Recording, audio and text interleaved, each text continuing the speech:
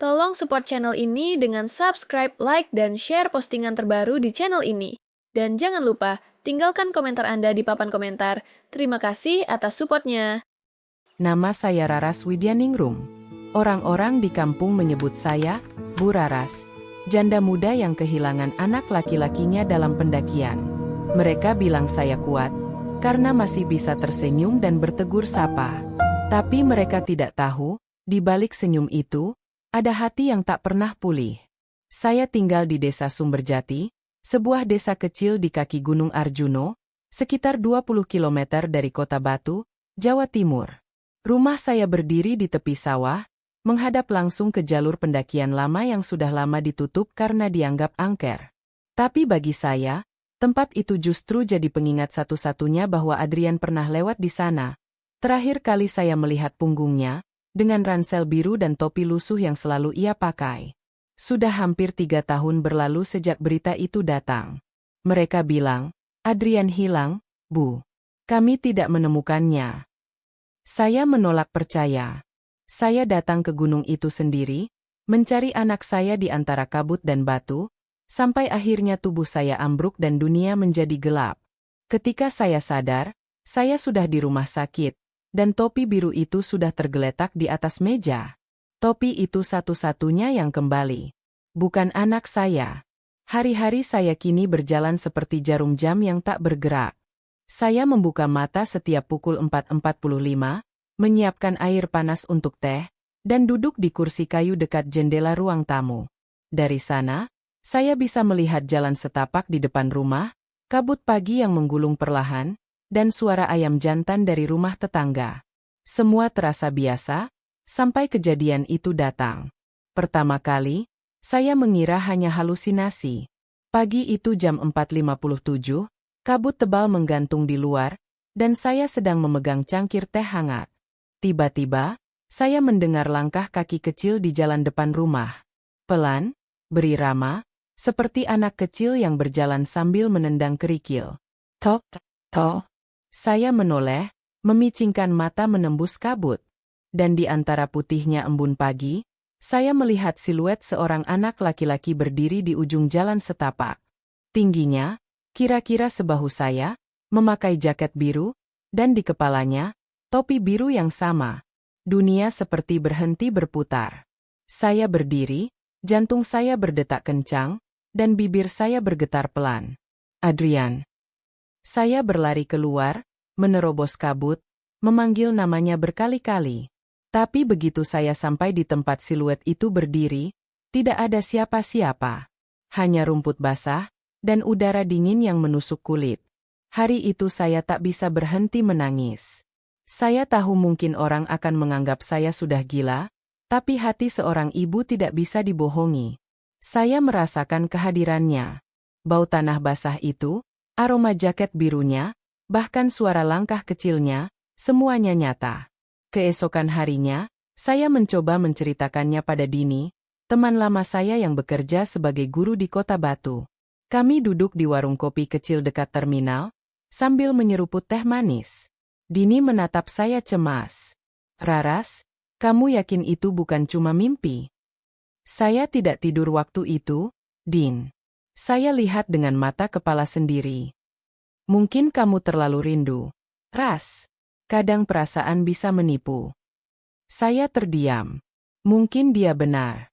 Tapi ketika saya pulang sore itu, dan membuka pintu rumah, saya menemukan bekas lumpur kecil di lantai teras. Ukurannya seperti kaki anak kecil. Basah, baru. Dan di atas meja kayu ruang tamu, ada sesuatu yang membuat saya terpaku. Bunga Edelweiss. Saya menatap bunga itu lama sekali. Kering, tapi tidak layu. Putihnya bersih, harum samar seperti kabut gunung.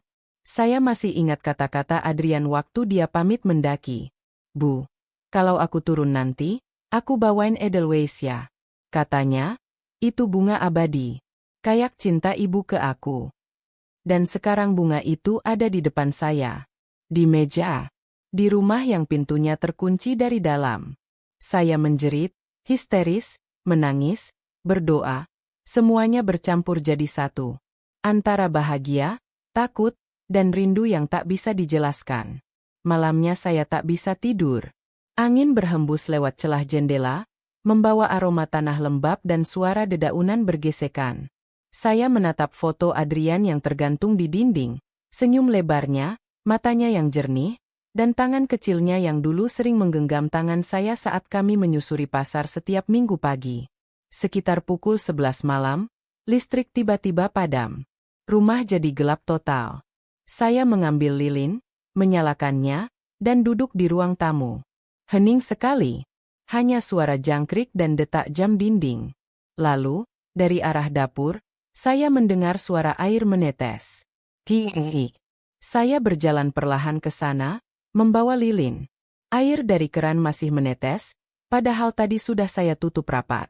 Saya menutupnya lagi, tapi kemudian, saya mendengar suara langkah di belakang saya. Saya berbalik cepat. Tak ada siapa-siapa. Namun di lantai, di dekat pintu, ada bekas jejak kaki kecil dari lumpur basah, berjalan menuju kamar Adrian. Saya terpaku. Angin bertiup pelan, dan pintu kamar itu terbuka sendiri. Di dalamnya, udara terasa dingin. Di meja belajar, topi biru itu tergantung di kursi, bergoyang perlahan seolah baru saja disentuh. Dan di dinding, tepat di atas tempat tidur Adrian, ada tulisan samar dengan jari di debu. Bu, jangan berhenti mencari. Saya tak tahu berapa lama saya berdiri di sana. Saya memandangi tulisan itu sampai air mata saya tak bisa berhenti mengalir. Malam itu, untuk pertama kalinya dalam 3 tahun, saya merasa Adrian benar-benar ada di dekat saya. Keesokan paginya, saya mendatangi rumah Pak Seno, penjaga pos pendakian yang dulu ikut dalam pencarian anak saya. Rumahnya tak jauh dari pasar desa, berdinding kayu, dan berbau minyak tanah. Saya mengetuk pelan. Ia keluar, wajahnya penuh keriput dan mata yang menyimpan kenangan berat. Pak Seno, saya ingin bertanya soal Adrian. Beliau menatap saya lama, lalu menghela napas. Bu Raras, sudah 3 tahun. Mungkin sebaiknya ibu belajar ikhlas. Saya ingin tahu apa yang sebenarnya terjadi di gunung waktu itu. Pak Seno menunduk. Suaranya menurun. Waktu itu, kami menemukan jejak sepatu kecil di sisi jurang lembah Arjuna.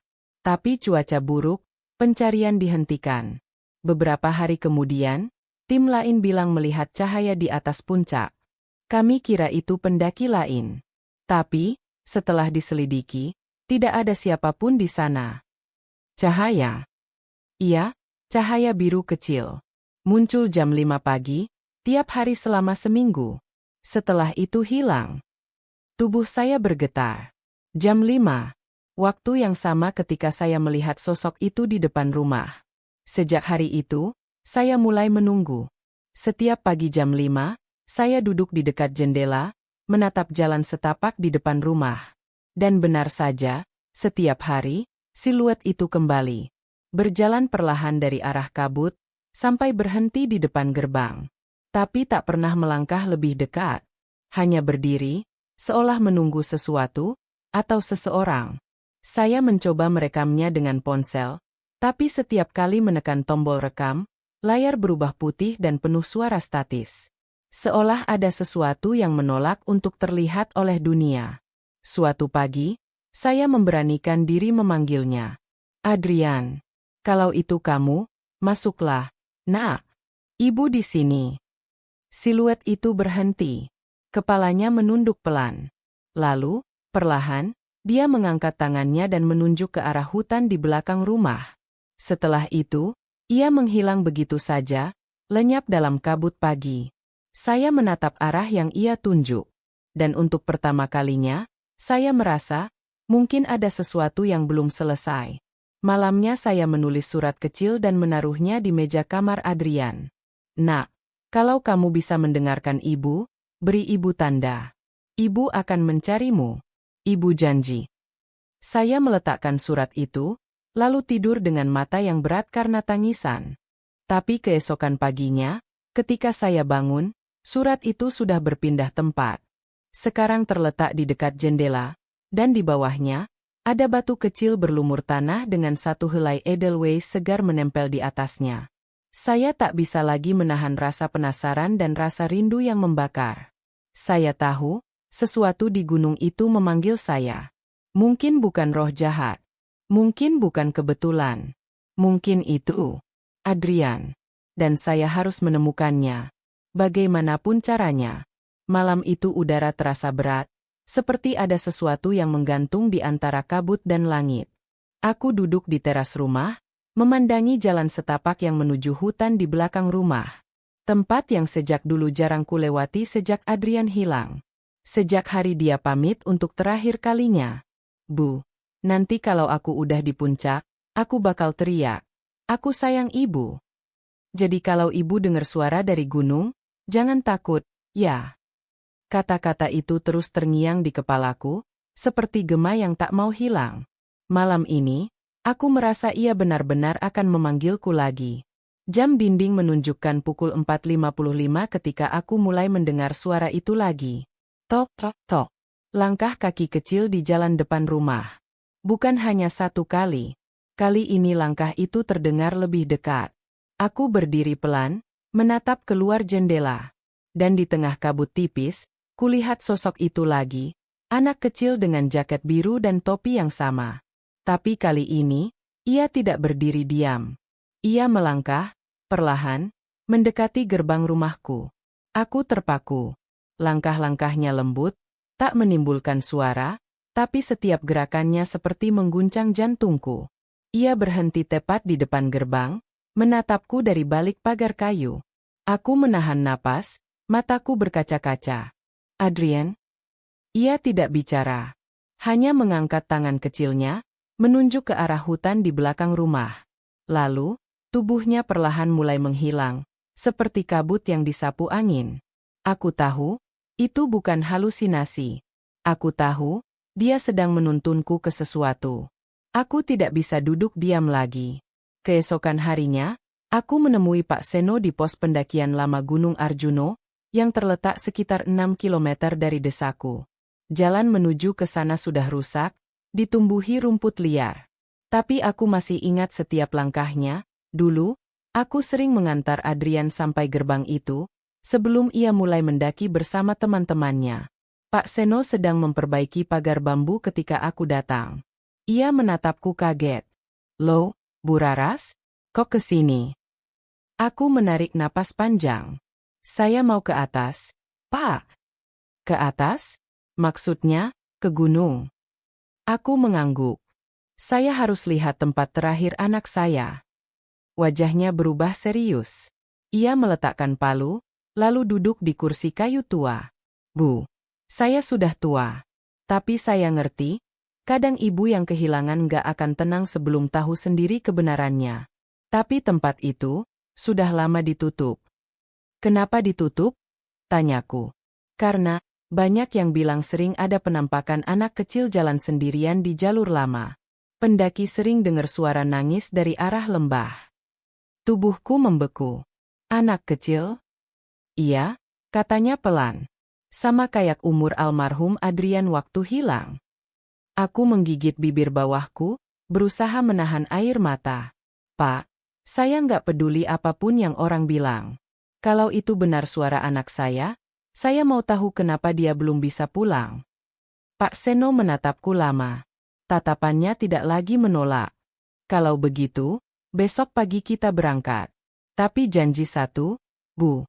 Apapun yang nanti Ibu lihat, jangan langsung percaya. Kadang gunung itu punya cara sendiri untuk bicara. Aku mengangguk. Saya siap, Pak. Malam itu, aku hampir tidak bisa tidur. Aku menyiapkan tas kecil berisi air, bekal, dan senter. Tapi di antara barang-barang itu, aku menyelipkan sesuatu yang paling penting, topi biru milik Adrian. Aku memeluknya erat, mencium aromanya yang samar-samar masih seperti dulu.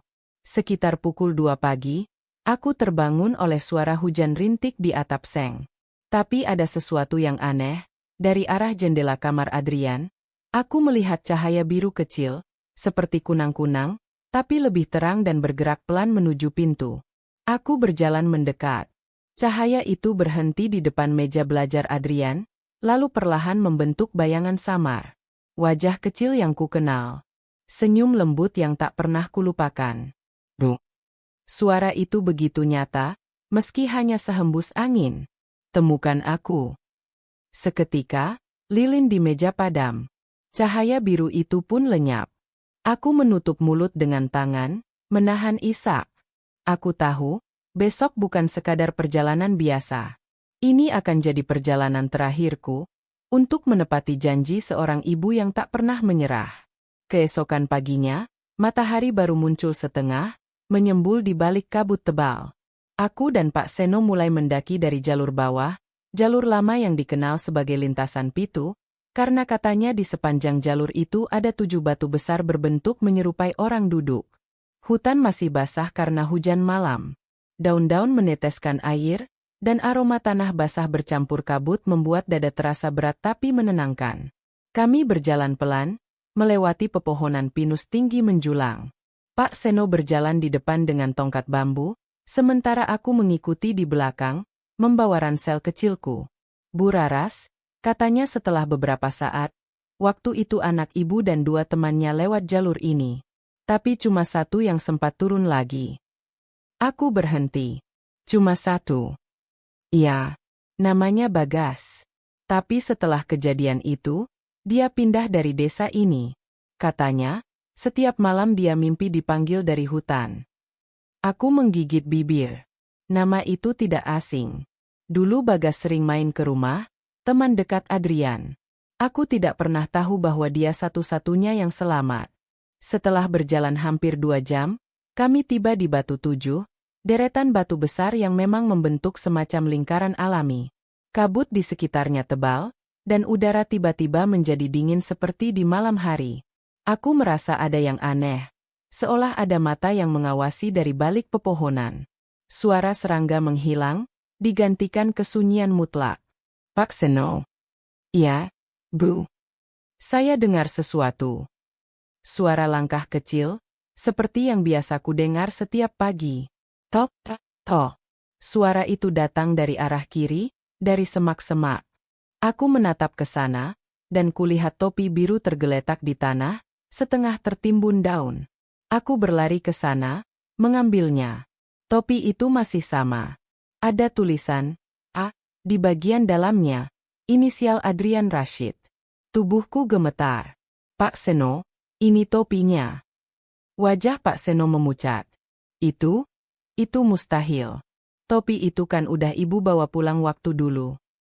Aku menatapnya. Aku tahu aku tak salah. Aku punya topi itu di rumah. Tapi entah kenapa, topi yang sama kini ada di sini, dalam keadaan basah dan berdebu. Bu Raras, kata Pak Seno akhirnya, mungkin ibu harus siap menerima sesuatu yang belum tentu bisa dijelaskan. Aku mengangguk pelan. Saya sudah siap. Kami melanjutkan perjalanan, melewati jalan setapak yang makin sempit. Dahan pohon menjulur seperti tangan yang mencoba menahan kami agar tidak masuk lebih dalam. Sesekali, suara gemerisik daun terdengar seperti langkah kaki lain mengikuti di belakang. Ketika kami sampai di sebuah tikungan kecil, angin bertiup kencang dan kabut mulai berputar. Dari pusaran kabut itu, samar-samar muncul bayangan, anak kecil dengan jaket biru, berdiri di tengah jalan setapak. Aku menahan napas. Adrian. Pak Seno tertegun, matanya membesar. Bu, ibu lihat juga? Ya. Sosok itu menatap kami, lalu mengangkat tangan dan menunjuk ke arah jurang di sebelah kanan. Lalu hilang begitu saja. Hujan turun deras malam itu.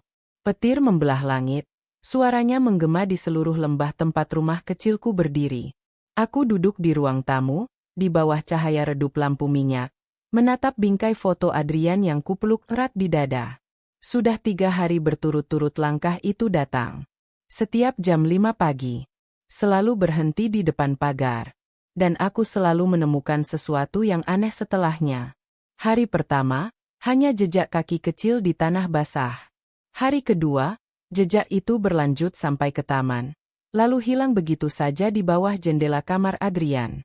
Dan pagi tadi, aku menemukan bunga Edelweiss di atas meja ruang tamu. Aku tahu bunga itu bukan dari siapa-siapa. Tidak ada yang tahu aku mencintai bunga itu, selain anakku sendiri. Aku menatap bunga itu lama sekali. Kelopaknya kecil, berwarna putih gading, dengan aroma samar yang mengingatkanku pada dinginnya udara gunung. Aku tak berani menyentuhnya, seolah bunga itu sakral. Adrian, suaraku bergetar, nyaris tak terdengar di antara suara hujan. Kamu yang taruh ini, ya? Tak ada jawaban, tentu saja.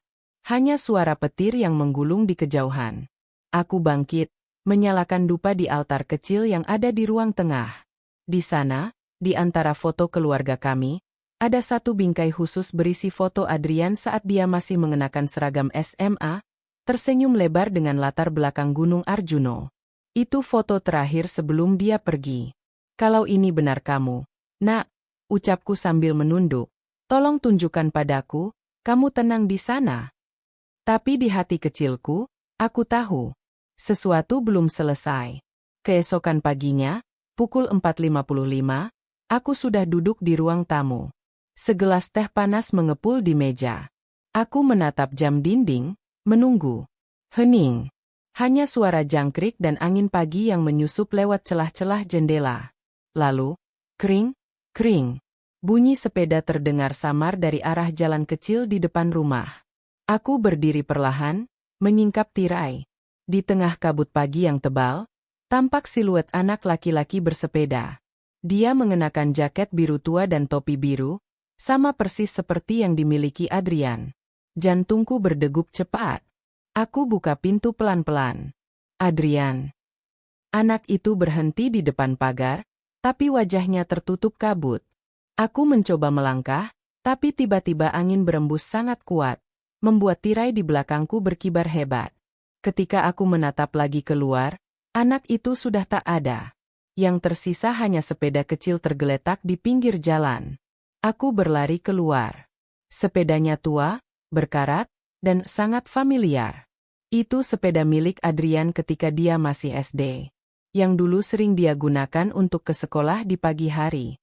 Tapi sepeda itu seharusnya sudah kuberikan pada tukang loak 3 tahun lalu. Aku berjongkok, menyentuh setangnya yang dingin. Tangan gemetarku menggenggam lonceng sepedanya. Masih ada coretan kecil di sana, tulisan tangan kecil bertinta biru. Adrian sayang ibu hati biru.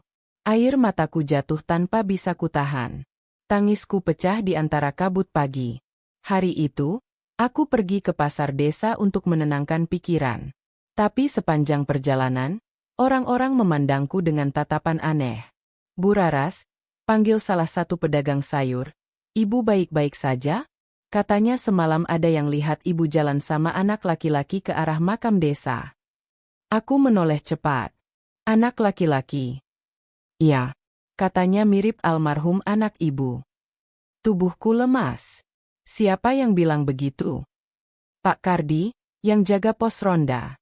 Dia lihat jam 5 pagi tadi. Aku terdiam lama, mencoba menelan kenyataan.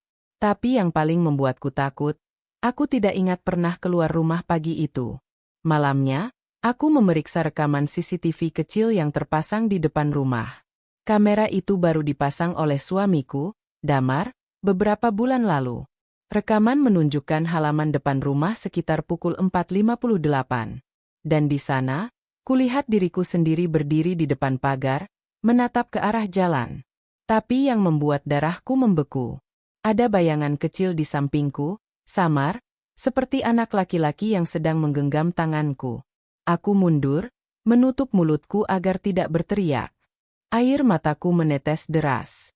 Adrian. Aku memutar rekaman itu berulang-ulang. Setiap kali, bayangan itu muncul semakin jelas. Dan di detik terakhir, sebelum layar menjadi gelap, terdengar bisikan pelan. Ibu, bunga itu untuk ibu. Hari-hari berikutnya berjalan dengan aneh. Kadang aku merasa melihat anak itu di halaman. Kadang mendengar suaranya memanggil dari kamar. Tapi anehnya, aku tidak takut. Aku justru merasa damai setiap kali dia datang. Suatu malam, aku bermimpi berada di puncak gunung. Kabut putih mengelilingiku, dan di tengah-tengahnya Adrian berdiri, mengenakan jaket biru dan membawa seikat bunga Edelweiss di tangannya. Ibu jangan sedih terus, katanya lembut. Aku nggak mau ibu sakit. Aku menangis di dalam mimpi, berlari memeluknya, tapi tubuhnya terasa dingin, seperti udara di puncak gunung. Sebelum aku bisa bicara, dia berbisik. Cari aku, Bu. Aku nggak hilang. Aku cuma belum pulang. Lalu semuanya memudar. Keesokan paginya, aku terbangun dengan napas tersengal. Di samping bantalku, ada bunga Edelweiss baru. Masih segar, masih berembun. Aku tahu mimpi itu bukan hanya mimpi. Itu pesan. Dan untuk pertama kalinya sejak Adrian pergi, aku bertekad, aku akan mencari tahu apa yang sebenarnya terjadi padanya di Gunung Arjuno. Aku menatap langit pagi yang perlahan berubah jingga. Langkah kaki samar terdengar di luar jendela, tapi kali ini aku tidak takut. Aku tersenyum dan berbisik. Tunggu ibu di sana, ya, nak. Ibu akan datang menjemputmu pulang. Angin berembus lembut, dan jendela terbuka sendiri. Bunga Edelweiss di meja ruang tamu bergetar perlahan. Seolah menjawab panggilanku. Di pos pendakian Lawang Sewu, pos yang dulu terakhir kali Adrian terlihat. Seorang pria tua duduk di bangku kayu, menatapku dengan wajah kaget. Bu Raras. Aku tertegun. Bapak kenal saya? Dia mengangguk. Saya Pak Seno, penjaga pos waktu itu. Saya ikut tim pencarian dulu. Mataku langsung berkaca-kaca. Pak, saya butuh tahu apa yang sebenarnya terjadi. Pak Seno menunduk lama. Saya kira ibu nggak mau dengar lagi. Saya harus tahu, Pak. Tolong. Ia menarik napas panjang, lalu mempersilakanku duduk. Suara hujan di atap pos berpadu dengan desir angin dari hutan. Anak ibu dan dua temannya naik lewat jalur barat, katanya lirih. Mereka sempat turun ke lembah kecil, katanya mau ambil foto. Tapi cuma dua yang kembali. Dan mereka bilang Adrian terpeleset ke jurang. Ya? Iya. Tapi waktu tim kami cari, nggak ada jejak jatuh. Nggak ada darah. Nggak ada apa-apa. Aku menggenggam lututku erat. Lalu kenapa pencarian dihentikan? Pak Seno menatap keluar jendela, ke arah kabut yang mulai turun. Karena dua temannya bilang mereka lihat Adrian berjalan ke arah cahaya, lalu hilang begitu saja. Cahaya? Ya, seperti cahaya lampu dari kejauhan. Tapi di situ nggak ada perkampungan, Bu. Hanya jurang dan kabut. Aku terdiam. Kata, cahaya, itu menggema di kepalaku. Tempat matahari terakhir menyentuh kabut. Aku berdiri, menatap peta pendakian di dinding pos. Pak, tolong tunjukkan di mana tepatnya mereka lihat cahaya itu. Kami berjalan keesokan paginya. Langit cerah, tapi udara dingin menggigit kulit.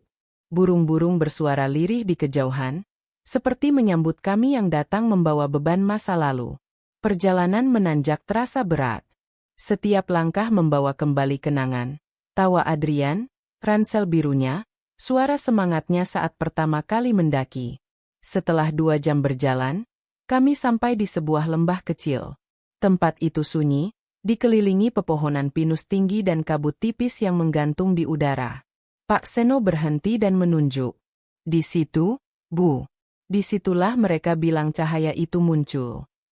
Aku berjalan perlahan mendekati tepi jurang. Di bawah sana, kabut putih bergulung lembut. Aneh, tapi indah. Seperti dunia lain. Lalu sesuatu menarik perhatianku. Di antara bebatuan lembah, aku melihat kilatan kecil berwarna perak. Aku turun perlahan, menahan napas setiap kali batu bergeser di bawah pijakanku. Dan di sana, di sela 2 batu besar, aku menemukannya. Kalung perak dengan inisial A. Kalung yang dulu kuberikan pada Adrian di ulang tahunnya yang ke-17. Aku menggenggamnya erat, air mataku menetes di atas logam dingin itu. Adrian, kamu di sini, ya? Namun ketika aku berdiri, angin kencang tiba-tiba berhembus dari lembah. Kabut berputar cepat, membentuk pusaran. Suara samar terdengar, lirih tapi jelas. Bu, tolong aku. Aku menatap sekeliling panik. Adrian? Di mana kamu? Tapi yang kulihat hanya kabut menari di udara, seolah hidup. Pak Seno memegang bahuku. Bu Raras, ayo naik. Ini bahaya. Aku berusaha berdiri, tapi kakiku terpeleset, membuat kalung itu jatuh lagi ke dasar lembah. Dalam sekejap, kabut menutup pandangan kami. Aku hanya mendengar suara samar, seperti langkah anak kecil di belakangku. Jangan pergi dulu, Bu. Aku terbangun di pos pendakian dengan kepala berdenyut. Pak Seno menatapku dengan wajah khawatir. Tadi ibu pingsan. Hampir jatuh. Untung saya sempat tarik. Aku menatap sekeliling. Kalung itu sudah tidak ada. Tapi di tangan kiriku, ada batu kecil berbentuk hati, sama seperti yang kutemukan di rumah. Dan di permukaannya, tergores tulisan baru. Aku di antara dua dunia, Bu. Malam itu aku menginap di rumah kecil milik penjaga pos. Hujan turun lagi, deras dan panjang. Aku tak bisa tidur. Setiap kali memejamkan mata, aku melihat wajah Adrian di balik kabut. Kadang dia tersenyum, kadang memanggilku sambil menangis. Pukul 2.30, aku terbangun karena mendengar suara langkah di teras. Aku menatap keluar jendela. Dan di bawah hujan, kulihat sosok anak laki-laki dengan jaket biru berdiri menatapku. Ia mengangkat tangannya perlahan, memperlihatkan kalung perak itu. Aku membuka pintu, berlari keluar tanpa pikir panjang. Adrian. Tapi begitu aku hampir mendekat, petir menyambar, dan cahaya putih membutakan mataku. Ketika pandangan kembali, sosok itu sudah hilang. Hanya kalung perak tergantung di pagar, berkilau di bawah hujan. Aku menggenggamnya erat, menangis terseduh. Aku tahu, ini bukan halusinasi. Anakku benar-benar mencoba bicara denganku. Dan kini aku juga tahu satu hal. Ada rahasia yang disembunyikan oleh dua teman pendakiannya. Sesuatu yang lebih gelap daripada sekadar kecelakaan di gunung. Aku menatap ke arah puncak Arjuno, jauh di atas sana. Kabut turun seperti tirai, seolah menyembunyikan sesuatu. Suara hujan bergema, dan di antara gemuruhnya aku mendengar bisikan lembut. Bu, kalau ibu ingin tahu kebenaran, cari aku di tempat matahari berhenti bersinar. Aku menatap langit yang muram dan berbisik. Ibu akan datang, Nak. Ibu janji. Ibu nggak akan berhenti sampai tahu semuanya. Pagi itu terasa lebih berat dari biasanya. Kabut tebal menutupi kebun teh di belakang rumah. Udara lembab, dan suara embun menetes di daun terasa begitu jelas. Di rumah kayu itu, Bu Sari duduk di depan meja makan sambil memegang cangkir teh yang sudah lama dingin. Tangannya gemetar. Malam tadi, Arga kembali datang. Tapi kali ini, berbeda. Ia tidak berbicara. Ia hanya berdiri di dekat jendela, menatap langit yang masih gelap. Dan di wajahnya, entah mengapa, tak ada lagi warna hidup seperti dulu. Kulitnya pucat, matanya sendu, dan setiap langkahnya terdengar seperti langkah yang tak menyentuh tanah. Bu Sari menatap ke arah tempat itu kini, kosong. Kenapa? Nak, kenapa kamu datang tapi tak bicara? Bisiknya lirih. Ia tak berani bercerita pada siapapun. Bahkan Pak Darto, suaminya, sudah mulai curiga dengan tingkahnya. Setiap pagi Bu Sari selalu bangun sebelum subuh, menyiapkan sarapan untuk seseorang yang sudah tiada. Kadang ia masih terdengar berbicara sendiri di dapur. Dan pagi ini, ada surat kecil yang tergeletak di depan pintu. Surat itu ditulis dengan tulisan tangan yang sangat dikenalnya. Tulisan Arga. Tapi, bagaimana mungkin? Isi surat itu hanya satu kalimat. Bu, jangan biarkan mereka buka gudang belakang. Di situ ada yang belum selesai. Bulu kuduk Bu Sari berdiri. Gudang belakang, tempat yang sudah ia kunci selama hampir 2 tahun. Tempat di mana dulu Arga sering menghabiskan waktu memperbaiki sepeda motor tuanya. Ia menelan ludah. Jantungnya berdetak cepat. Ia melangkah perlahan ke belakang rumah. Jalan setapak berlumpur itu terasa panjang sekali. Daun bambu bergoyang diterpa angin, dan suara burung gagak terdengar sayup-sayup di kejauhan. Sampai akhirnya ia tiba di depan gudang itu. Pintu kayunya sudah lapuk, dan gemboknya berkarat. Di lantai, Masih tampak jejak lumpur lama. Bu Sari merogoh saku celananya. Kunci kecil yang sudah berdebu itu ia genggam erat. "Ya Tuhan, lindungi hamba," bisiknya.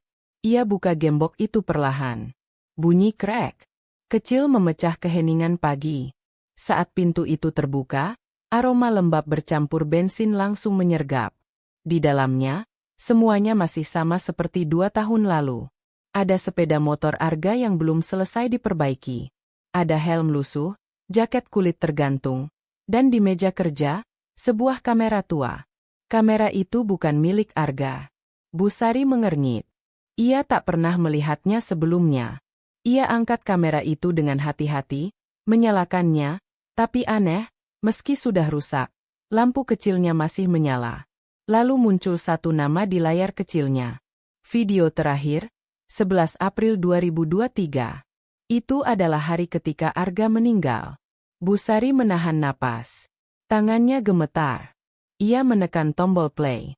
Layar kecil itu menampilkan gambar buram, tapi cukup jelas memperlihatkan wajah Arga. "Bu, kalau nanti aku nggak pulang, jangan takut. Aku cuma mau bantu seseorang. Tapi kalau aku salah langkah, tolong jangan buka gudang ini dulu, Bu.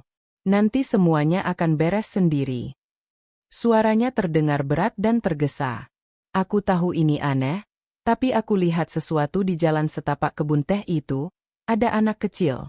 Dia manggil aku, tapi nggak ada siapa-siapa di situ. Aku mau pastikan dulu." Lalu video itu berhenti.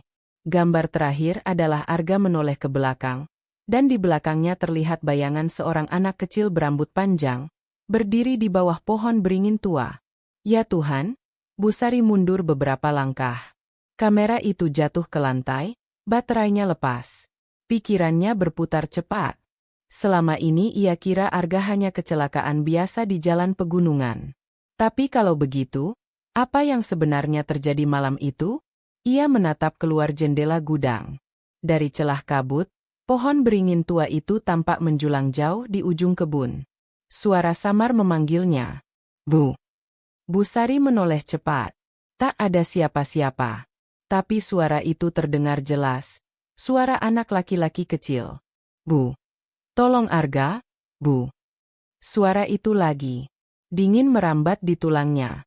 Tapi naluri keibuan yang mengalahkan rasa takut membuatnya melangkah. Ia menutup gudang dan berjalan ke arah kebun teh. Kabut semakin tebal. Tanah mulai licin. Dan setiap langkah terasa seperti menembus dunia lain. Sampai di dekat pohon beringin tua itu, ia melihat sesuatu yang tak pernah disadari sebelumnya. Ada gundukan tanah kecil di bawah pohon. Di atasnya, tergantung potongan kain lusuh, seperti sisa baju anak kecil. Bu Sari menatap lekat-lekat. Lalu terdengar suara langkah di belakangnya. Ia menoleh. "Pak Darto." "Bu, ngapain kamu di sini pagi-pagi gini?" Suaranya terdengar berat. Bu Sari memegangi dadanya. "Pak, aku nemu sesuatu. Tentang Arga." Pak Darto menatapnya heran. "Tentang Arga? Udahlah, Bu. Jangan terus-terusan begini. Dia udah nggak ada." "Tapi, Pak, ini beneran. Aku nemu kameranya, ada videonya. Arga ngomong tentang anak kecil di sini." Pak Darto terdiam. Wajahnya berubah pucat. Ia menatap pohon beringin itu lama sekali, lalu berbisik. "Anak kecil?" Bu Sari mengangguk. "Iya, katanya ada anak kecil di sini malam sebelum dia meninggal." Pak Darto menggigit bibirnya. Tangannya mengepal kuat. "Bu, kamu nggak usah kesini lagi. Aku yang urus. Ayo pulang." "Tapi, Pak." "Bu." Suaranya meninggi. "Ayo pulang." Bu Sari kaget. Tak pernah sekalipun suaminya membentaknya sekeras itu. Ia menunduk. "Baik, Pak." Mereka berjalan pulang dalam diam. Tapi di hati kecilnya, Bu Sari tahu, suaminya menyembunyikan sesuatu. Malamnya, Bu Sari tak bisa tidur. Kata-kata Arga di video itu berulang di kepalanya. "Aku lihat sesuatu di jalan kebun teh." Dan tatapan Pak Darto di bawah pohon beringin siang tadi, penuh ketakutan. Ada sesuatu di sana. Sesuatu yang tak ingin ia bicarakan. Tengah malam, saat angin berhembus lewat celah jendela, Bu Sari mendengar suara langkah kaki di depan rumah. Pelan, ritmis. Tok, tok, tok. Langkah itu berhenti di depan pintu. Ia bangun dari tempat tidur. Dari balik tirai, ia melihat sosok Arga berdiri di bawah cahaya bulan. Wajahnya tampak tenang, tapi matanya memancarkan kesedihan dalam. Bu, jangan biarkan ayah ke pohon itu. Di sana bukan tempat manusia. Suara itu nyaris seperti bisikan. Lalu sosok itu memudar perlahan, lenyap dalam kabut. Bu Sari terduduk di lantai. Air matanya mengalir deras. Ya Tuhan, lindungi anakku.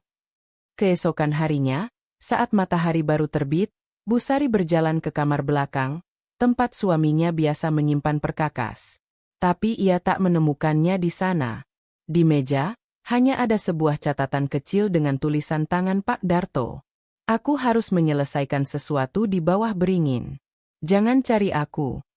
Bu Sari menjatuhkan kertas itu. Pagi masih muda, tapi kabut terasa semakin tebal dari biasanya. Ia berlari keluar rumah, menembus udara dingin, menuju kebun teh yang perlahan tertelan putih. Di kejauhan, di bawah beringin tua, tampak bayangan seseorang menggali tanah. Dan dari balik kabut, samar-samar terdengar suara anak kecil tertawa pelan. Kabut pagi masih menggantung rendah, menelan separuh kebun teh di kaki Gunung Arjuno itu. Udara begitu dingin hingga napas Bu Sari terlihat seperti asap. Langkahnya berat dan tergesa, menembus jalan setapak licin berlumpur. Di dadanya, jantung berdetak tak beraturan.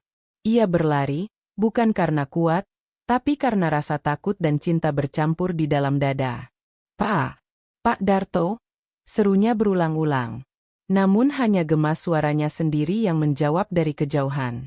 Pohon beringin tua itu kini tampak begitu besar, batangnya hitam lembab. Akar-akarnya menjalar seperti tangan raksasa yang mencengkeram tanah.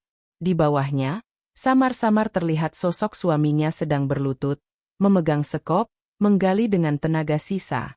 Bu Sari mendekat, suaranya tercekat. Pak, apa yang Bapak lakukan? Pak Darto berhenti menggali, menoleh perlahan. Wajahnya pucat, matanya sayu seperti orang yang tidak tidur selama berhari-hari. Aku harus menyelesaikan ini, Bu, katanya pelan, tapi nadanya getir. Nyelesaikan apa, Pak? Ini udah makin aneh. Arga ninggalin pesan, katanya jangan ke sini. Sekarang Bapak malah.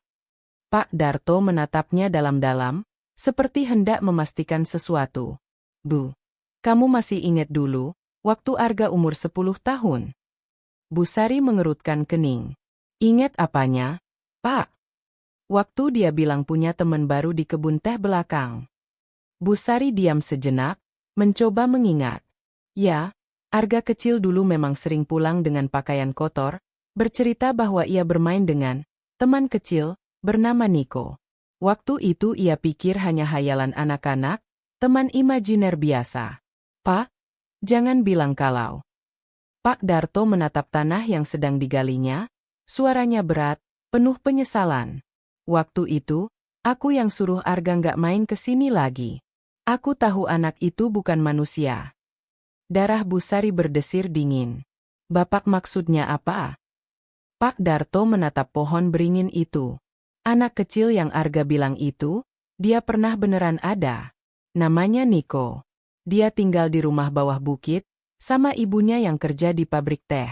Suatu hari, Niko hilang. Orang-orang bilang dia jatuh ke jurang di belakang kebun ini. Tapi mayatnya nggak pernah ditemukan.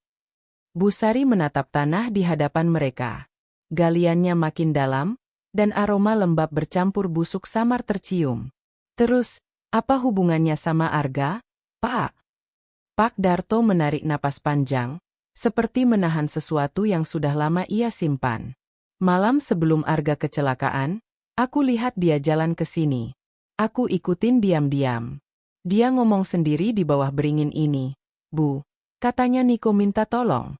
Minta dibebaskan. Dibebaskan? Pak Darto mengangguk. Iya, tapi aku nggak lihat siapa-siapa. Cuma dia, berdiri sendirian di sini, tengah malam. Aku panggil dia, tapi dia malah lari ke arah jurang. Bu Sari terdiam, tubuhnya lemas. Jadi waktu itu Arga kepleset dan jatuh, potong Pak Darto lirih. Aku lihat sendiri, Bu. Aku turun, tapi jurangnya dalam banget. Aku kira dia mati di tempat. Air mata Bu Sari menetes. Tapi bukan hanya sedih. Di baliknya ada amarah, kebingungan, dan rasa bersalah yang belum sempat sembuh. Kenapa Bapak nggak cerita dari dulu? Kenapa disimpan sendiri? Pak Darto menggenggam sekopnya kuat-kuat. Karena aku takut, Bu. Waktu itu, aku masih bisa dengar suara anak kecil itu setiap malam. Manggil-manggil dari arah kebun. Suara Niko. Iya. Tanah di hadapannya kini terbuka lebih lebar. Dan dari lubang itu, tampak sesuatu berwarna putih abu-abu. Tulang. Bu Sari menutup mulutnya. Astagfirullah. Ya Tuhan. Pak Darto menjatuhkan sekopnya, berlutut, matanya berkaca-kaca. Ini dia, mayatnya. Bu. Anak kecil itu. Aroma tanah lembab bercampur angin dingin membuat dada sesak. Bu Sari gemetar, tapi tiba-tiba angin berhenti. Sunyi. Seolah dunia menahan napas. Lalu, terdengar suara tawa pelan. Tawa anak kecil. Pak. Bu. Aku udah nunggu lama. Suara itu datang dari arah pohon beringin. Dari balik akar yang besar, muncul sosok anak laki-laki berusia sekitar 8 tahun. Kulitnya pucat, pakaiannya robek dan berlumuran tanah, tapi matanya bening seperti air. Bu Sari mundur, tapi rasa takut bercampur iba. Niko? Anak itu tersenyum tipis. Aku cuma mau pulang, Bu. Tapi aku nggak bisa sendirian. Pak Darto menunduk, air matanya jatuh ke tanah. Maaf, Nak, aku nggak tahu dulu kamu di sini. Niko menatap mereka lembut. Aku nggak marah, Pak.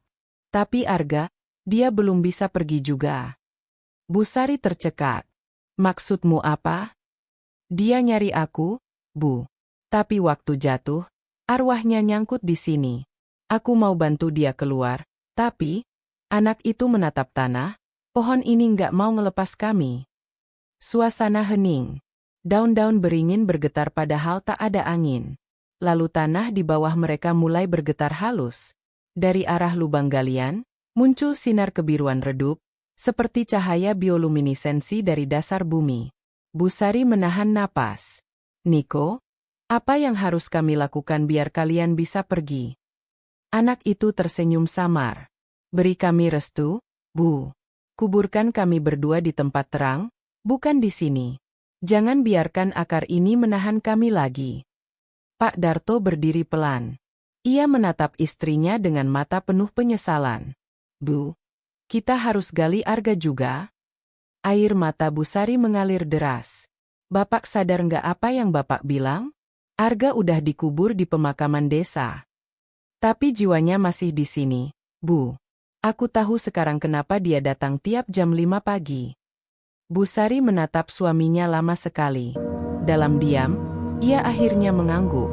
Ia tahu, kadang cinta orang tua lebih kuat dari logika. Mereka berdua bekerja sepanjang sore. Menggali, membersihkan tulang kecil itu, membungkusnya dengan kain putih seadanya. Setiap gerakan disertai doa. Saat matahari hampir tenggelam, Bu Sari mendengar langkah lain. Ia menoleh, dan di sanalah, berdiri sosok Arga. Wajahnya kini berbeda. Tak lagi pucat, tapi lebih hangat. Seolah sedikit demi sedikit ia mendapatkan kedamaian. Terima kasih, Bu. Suaranya lembut, hampir seperti hembusan angin. Terima kasih, ya. Bu Sari menjerit kecil sambil berlari ke arahnya. Tapi tubuh itu lenyap pelan seperti kabut yang menguap. Yang tersisa hanya aroma tanah basah dan daun teh yang menguning di kejauhan. Malam itu, mereka membawa 2 bungkusan kecil kain putih. Satu untuk Niko, satu untuk Arga, simbol penghubung yang tak bisa terpisah. Mereka kuburkan keduanya di tanah lapang dekat sungai, di bawah cahaya rembulan. Bu Sari membaca doa perlahan, Air matanya menetes membasahi tanah baru. Sementara di kejauhan, suara jangkrik dan gemericik air menjadi satu-satunya saksi malam itu. Dan ketika angin berhembus, terdengar suara lembut seperti bisikan dari dua arah sekaligus. "Terima kasih, Bu. Sekarang kami bisa pulang." Keesokan paginya, Bu Sari terbangun tepat pukul 5. Tapi kali ini, rumahnya benar-benar sunyi. Tak ada langkah kaki di depan pintu. Tak ada suara yang memanggilnya, "Bu." Dengan lembut, ia tersenyum sambil menatap jendela. Kabut perlahan menghilang, matahari menembus bukit, dan kebun teh tampak berkilau keemasan. Untuk pertama kalinya sejak 2 tahun, rumah itu terasa damai. Namun di meja makan, di antara piring dan gelas teh, ada selembar foto lama yang belum pernah ia lihat sebelumnya. Foto itu memperlihatkan Arga kecil berdiri di kebun teh bersama seorang anak laki-laki lain, Niko. Keduanya tersenyum lebar ke arah kamera, dengan latar belakang pohon beringin yang sama. Di bagian bawah foto, ada tulisan tangan halus. "Teman sampai akhir." 3 bulan sudah berlalu sejak malam di bawah beringin tua itu. Kabut masih sering turun di desa kecil yang mengapit kebun teh Arjuno, tapi udara kini terasa lebih tenang. Tidak lagi membawa bisikan, tidak lagi membawa bayangan. Bu Sari kini hidup lebih damai. Ia mulai menanam bunga melati di halaman, sesuatu yang dulu selalu ia tunda. Di kursi rotan tua di teras rumah, ia menghabiskan waktu pagi dengan secangkir teh hangat, memandangi lembah yang perlahan diselimuti cahaya matahari. Namun setiap kali jarum jam menunjukkan pukul 5, jantungnya masih berdegup sedikit lebih cepat. Kebiasaan lama yang sulit hilang. Bukan karena takut, tapi karena rindu. Rindu pada langkah kaki yang dulu selalu datang di jam itu. Rindu pada suara lembut yang memanggilnya. "Bu, aku pulang." Hari itu, tanggal 11 Juli, desa tengah bersiap menyambut panen teh besar. Jalanan mulai ramai, dan aroma daun teh segar memenuhi udara. Bu Sari membantu para ibu di dapur umum. Suaminya, Pak Darto, ikut bekerja di kebun, terlihat lebih tenang dari sebelumnya. Luka lama mereka mulai sembuh, meski bekasnya tetap terasa di hati. Namun ada sesuatu yang berbeda di pagi itu. Saat Bu Sari pulang ke rumah untuk mengambil peralatan, ia melihat pintu kamarnya terbuka sedikit. Padahal tadi pagi ia yakin sudah menutupnya rapat. Perlahan, ia mendorong pintu itu. Di atas meja kecil di dekat jendela, tergeletak sebuah amplop coklat dengan namanya tertulis di depan. "Untuk Ibu, dari Arga." Tangannya gemetar. Ia menatap surat itu lama, takut membukanya, takut mengulang rasa kehilangan yang baru saja mulai reda. Tapi rasa penasaran yang begitu dalam menuntunnya. Ia duduk perlahan di tepi ranjang, membuka amplop itu. Di dalamnya ada 2 benda.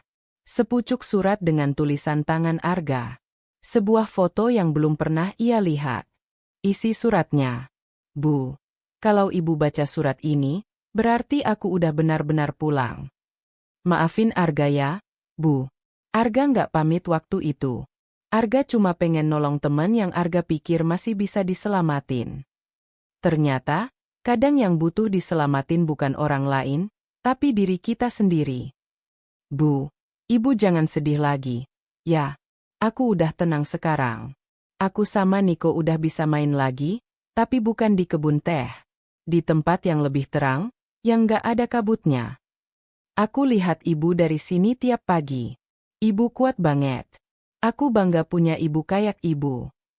Kalau nanti jam 5 pagi Ibu ngerasa angin lewat jendela, itu aku nyapa. Nggak perlu takut. Itu tandaku masih sayang sama Ibu." "Terima kasih, Bu. Udah ngedoain aku tiap hari. Udah berani ngelihat kebenaran waktu semua orang milih tutup mata. Doain Ayah juga, ya.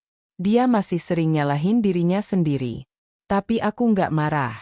Aku ngerti sekarang, semua orang cuma berusaha ngelindungin yang mereka sayang. Kalau Ibu rindu, buka jendela waktu subuh. Di situ, aku ada. Anak Ibu, Arga." Surat itu bergetar di tangan Bu Sari. Air matanya mengalir pelan tanpa suara.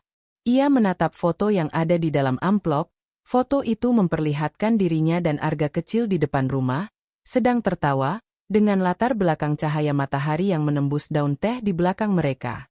Tapi di pojok foto, samar-samar tampak sosok anak kecil lain berdiri di bawah pohon. Niko. Dan di belakangnya, burung putih melintas di langit. Bu Sari tersenyum, meski matanya basah. Terima kasih, Nak. Ibu rindu, tapi ibu ikhlas, bisiknya lirih. Hari-hari berikutnya berjalan damai. Desa kembali hidup seperti biasa. Namun, malam Jumat itu, sesuatu terjadi. Sekitar pukul 4 dini hari, Bu Sari terbangun karena mendengar suara langkah kaki di luar rumah. Langkah itu begitu halus, seolah menapak di atas daun. Ia membuka tirai pelan-pelan, dan di luar jendela, di tengah kabut lembut, berdiri dua sosok kecil yang ia kenal. Arga dan Niko. Mereka tersenyum, wajah mereka bersinar lembut seperti diterpa cahaya bulan. Arga mengangkat tangannya, melambai. Bu, udah nggak usah sedih lagi, ya? Bu Sari menatap mereka dengan air mata berlinang, tapi senyumnya hangat. Ibu nggak sedih, Nak. Ibu bahagia kalian tenang di sana. Niko menggenggam tangan Arga. Kami mau pamit, Bu. Terima kasih udah nyari kami. Arga menatap ibunya lama sekali. Aku cinta sama ibu. Cahaya di sekeliling mereka makin terang. Lalu perlahan, mereka memudar. Dan ketika matahari mulai naik di ufuk timur, hanya daun-daun teh yang bergoyang lembut tertiup angin pagi. Beberapa hari kemudian, Bu Sari dan Pak Darto pergi ke pohon beringin tua. Mereka membawa sesajen bunga melati dan menaburkannya di sekitar akar yang dulu mengubur rahasia masa lalu itu. Bu Sari berkata pelan, "Sekarang semuanya udah selesai. Aku harap nggak ada lagi yang nyangkut di sini." Pak Darto menggenggam tangan istrinya. Untuk pertama kalinya setelah sekian lama, mereka menatap matahari pagi tanpa bayangan di hati.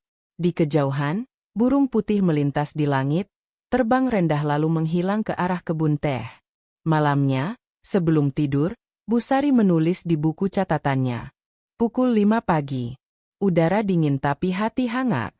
Hari ini aku merasa anakku benar-benar pulang. Ia meletakkan buku itu di meja, mematikan lampu, dan menutup mata. Dan di luar, angin berhembus pelan menembus jendela, menyentuh pipinya seperti belayan lembut. Selamat tidur, Bu. Bisikan itu datang dari arah yang jauh, tapi terasa begitu dekat. Bu Sari tersenyum dalam gelap, air mata mengalir tanpa suara.